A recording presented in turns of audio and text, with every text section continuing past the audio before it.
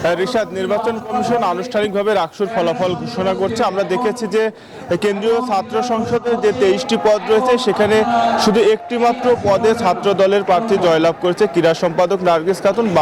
বাকি যে পদগুলো রয়েছে একটি বাদে বাকি যে পদগুলো রয়েছে তার মধ্যে অধিকাংশ পদ 21টি পদে ছাত্র শিবির সমর্থিত প্যানেলের প্রার্থীরা জয়লাভ করেছে, আর একটি জিএস পদে স্বতন্ত্র প্যানেলের প্রার্থী জয়লাভ করেছে। সিনেটের যে 5টি পদ রয়েছে সেখানেও ছাত্র দলের কোনো প্রার্থী কিন্তু একটি পদেও জিততে পারেনি।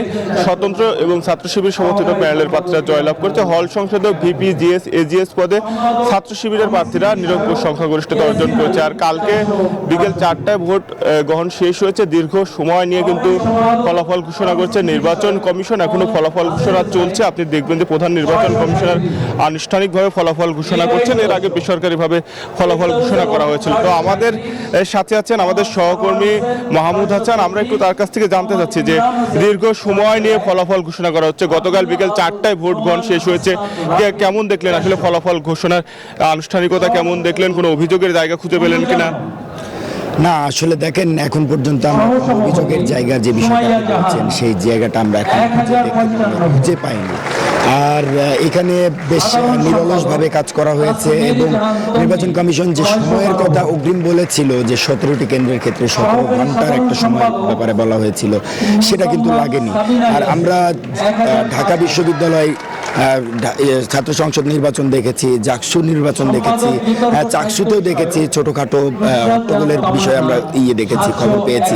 কিন্তু এইখানে আমরা এই ধরনের কোনো বিশৃঙ্খলা এখন পর্যন্ত দেখিনি। এখানে সুষ্ঠুভাবে হয়তো কিছুটা অভিযোগ, পাল্টা অভিযোগ ছিল, কিন্তু তাদের মধ্যে একটা সমতা ছিল এবং তাদের মধ্যে সাধারণ শিক্ষার্থীদের ওপর ভরসা ছিল যে সাধারণ শিক্ষার্থী যাদেরকে তাদের প্রতিনিধি হিসেবে বেছে নেবেন ঠিক তারাই এই রাজশাহী বিশ্ববিদ্যালয়ের অর্থাৎ রাকসুর প্রতিনিধি হিসেবে তারা গ্রহণযোগ্যতা পাবেন।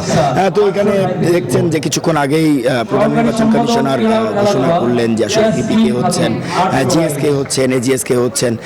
এখানে যে ভোটের ব্যবধান, এটা এখন সাধারণ শিক্ষার্থীরা কিভাবে নিচ্ছে, আমরা সাধারণ শিক্ষার্থীদের সাথে কথা বলেছি। সাধারণ শিক্ষার্থীর কথা হচ্ছে যে যারা আসলে সাধারণ শিক্ষার্থী অর্থাৎ রাজশাহী বিশ্ববিদ্যালয়কে শিক্ষার্থী বান্ধব হিসেবে গড়ে তুলবে তাদেরকেই তারা মনোনীত করেছেন এবং তাদেরকেই তারা সমর্থন দিয়েছেন। এটাই কিন্তু সাধারণ শিক্ষার্থীদের মতামত ছিল।